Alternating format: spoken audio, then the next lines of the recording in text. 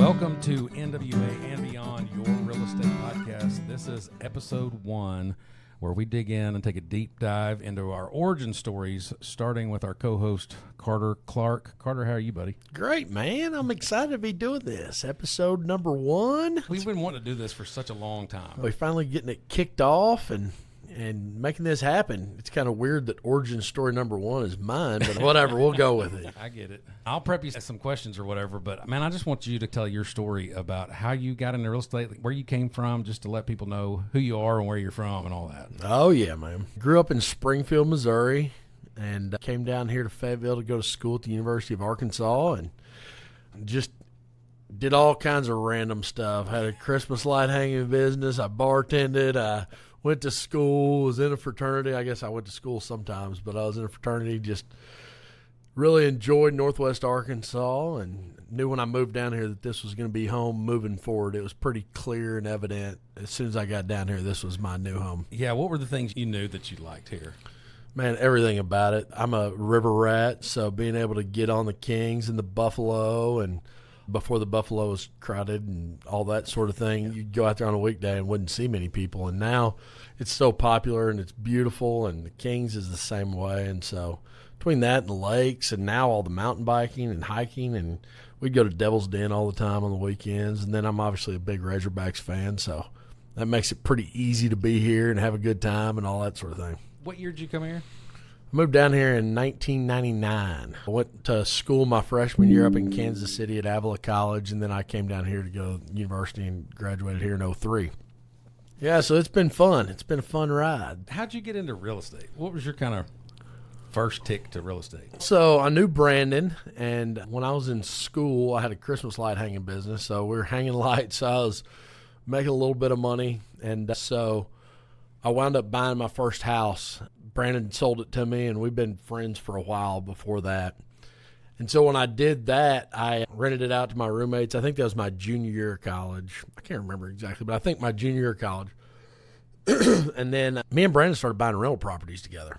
So when I graduated from college in 2003, I got a degree in small business and entrepreneurship and finance, and didn't really know what I wanted to do with my life. And we had a little fun in the real estate game, so I thought, man, I'll go get my real estate license and figure out what I want to do with my life. And so I went to where Brandon had his license hung, and they told me, thanks, but you're too young, you don't know enough people, and you'll never make it in this business. So I called Brandon up immediately after that, and I said, hey, let's start a brokerage. And he's, what? I didn't even have my license yet. So we opened up, me and Brandon, and that was in September of 2003. Man, knowing what I know now, like it seems like the most gutsy thing to just say, let's go start our own brokerage. It was crazy. Knowing what I know now, it was crazy. I was entrepreneurship major. I put us together a business plan that we could stay open for 6 months. I talked a friend into buying a building, and so we had a building that we were renting from him, and we put in $19,000 each, and I had a business plan we could stay open for 6 months, which is absolutely insane.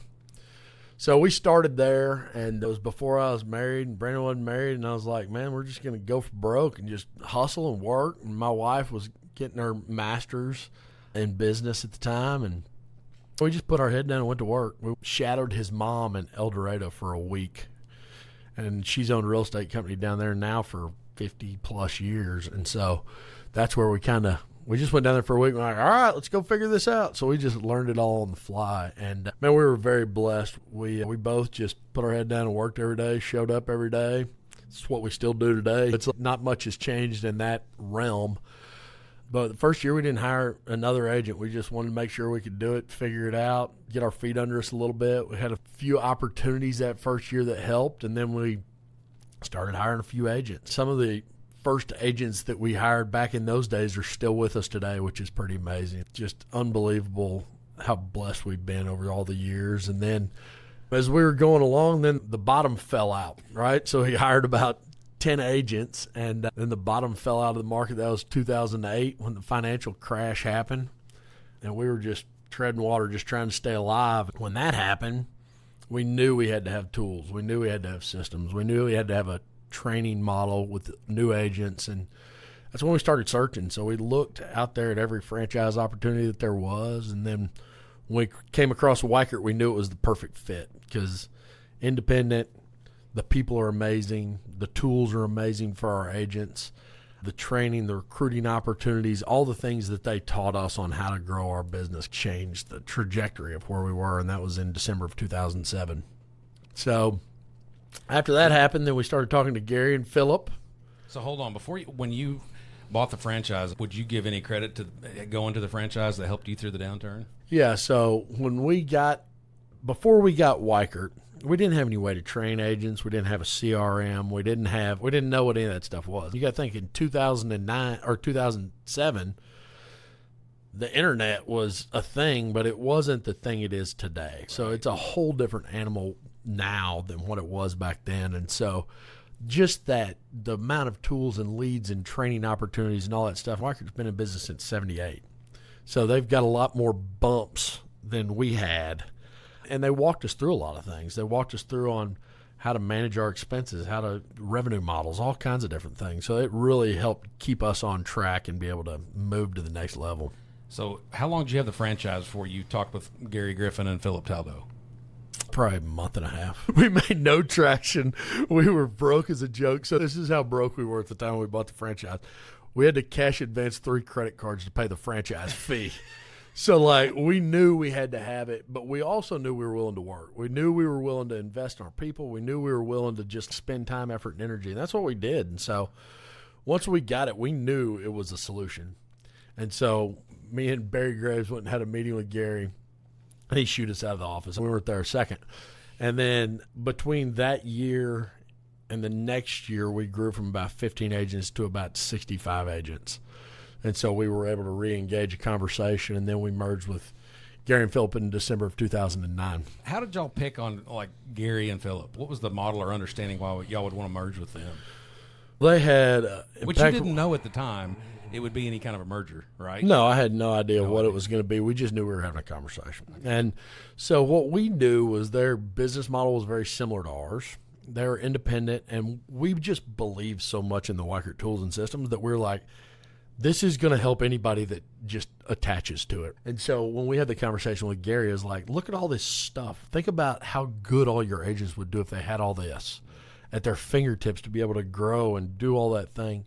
And it took us growing to kind of get on Gary's radar because we were tiny at the time. And Gary had been in business since 78, 79 also, and been independent that whole time. So the idea of a franchise for him was just like foreign concept. And so we were able to talk to him and work through the idea of having a franchise. And then we merged with him in 2009. And that was, I think Gary and Philip would say it, and I know me and Brandon would say it's the best thing that ever happened to each of us. Brandon and I were ready, fire, aim. And sometimes Gary would joke he'd aim till the target moved. And so it was a beautiful mesh of both of us.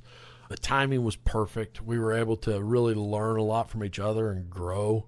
And that's where we took off from in 2009. We had a really good partnership. And somebody coming into this kind of game or team or whatever, it's so interesting to me because all four are so different. But y'all bring such great qualities individually that kind of one by themselves would almost be overbearing. But because they're all blended, it's this perfect unity of ownership and care and freedom to go conquer and all the things. As a manager, it's interesting to know y'all and work with you because, I bleed yellow. It's because of these four guys. It's funny because I've heard the saying before, the only ship that doesn't sail is a partnership. And ours is the exact opposite. I don't think we would function the way we do without having the partnership we have. Everybody is so different and brings such different things, and that's what makes it work. That's awesome. Yeah. That was in 2009, and we were able to, and we were still bleeding a little bit from the 08 debacle. And we were able to combine and share ideas and combine tools and resources and thought processes and ideas and all that stuff. And really in 2009, when we started growing the business, we had an opportunity to kind of have a name that had been around Northwest Arkansas for a very long time. We were able to take the Weichert tools and systems, the stuff that me and Brandon were doing as well, and really just be able to push it forward. It's been fun. It's been a really fun ride from 2009 to where we are now in 2026. It's a whole different business than where we started. Isn't it crazy? It's nuts. Yeah. And only a few years. It's like you said, the internet was around in 07, but it's where everybody starts now. Oh, yeah. If you don't have it, you're not you know even that, in the game. and that's one of the great things about what Weichert's done is they've armed our agents with all the tools to be successful in every phase of the game. So from 2007 till today, they're changing every single day to make it better for our agents to have the tools and resources to be successful. You look at where we are today with every one of our agents having an IDX website, all the tools and systems in their CRM to be able to follow up better with their clients. Everything about it is just totally different than where it was when we started, and it's constantly moving and evolving and changing. What's so great for us, too, is our relationship with Weichert. Is I could pick up the phone right now and call Bill Scavone, the president, and he'll answer the phone. He was with us at our awards banquet last week, and he knows us. He knows our business. He knows what we got going on. He knows our agents, and that's different. That's different than any other franchise that there is out there. It's awesome. So you started a business, then got your license, and then merged with the local professionals that had been the local experience more than anything. Would you change anything about that process? I don't think so. I think it was a perfect process for us. Barry Graves said it, that a lesson bought is better than a lesson taught because you never forget it. And we bought a lot of lessons from 2003 to 2009. And I think the hard part is when we opened in 2003, I can't remember the exact number. There's 60 real estate brokerages that opened because at the time it was skyrocket up. And when we opened, there were 60 that opened, and then in 2009, when we merged, we were the last one standing out of those 60. So it's crazy to think about how the business has transformed just in Northwest Arkansas in that time frame. And we've seen so much change in Northwest Arkansas, and it's been such a fun part to be a part of it. But I think those lessons that we learned early, and the lessons we still learn today, help us to be able to adapt, change, be ready, always have our head on a swivel, trying to find the next tool and resource for our agents to be successful. And that's our job. Our job as owners is to create an environment and a culture where our agents can succeed, and it's not for us to produce. It's for us to create a culture and environment where the people on our team can do the best they can. And that's what we do every day, and that's what's fun. For sure. Again, as like an agent / broker, that's very telling for me to see that, because you're not a competing broker. You're not out there slinging real estate, which is what I think a lot of agents think. Oh, I want to go chase this guy because he's so productive in real estate. But the truth is that guy doesn't have time to spend on my career to help me grow and be successful in all those things. Yeah. That's very true, and it's different. That's not where we've always been. For many years, we had to sell to keep the lights on, and we had to sell for many different reasons. But when we changed our focus to working on our business and not in our business, it transformed the business. When we started working on it and really working at growing our agents and growing culture and growing environment, that's when the switch got flipped at that moment. Right. Yeah. So, a couple of follow-up questions. If you were talking to a new agent and you could just tell them anything, what would you do to advise them?